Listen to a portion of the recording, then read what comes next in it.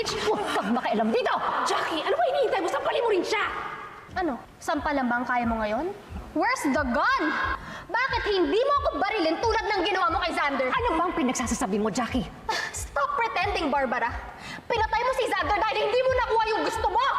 At ngayon na hindi mo rin nakuha yung bahay, ako naman yung papatayin mo. That is not true! Umamin ka na ikaw pumatay kay Xander! Jackie, Barbara, tama na! Ma'am Barbara, Ma'am Jackie, please. Itong babaeng to ang pumatay sa kapatid ko! Umamin ka na, Jackie! Gustong-gusto mo tong bahay na to, hindi ba? Hindi mo matanggap na sa akin binigay ng kapatid ko ang bahay na to. So you lured him into writing that will. Pagkatapos nang pinatay mo ang asawa mo, you're a murderer. You are a murderous slut! Yan ang napala mo kakabasa ng libro. Ang galing mo ang gumawa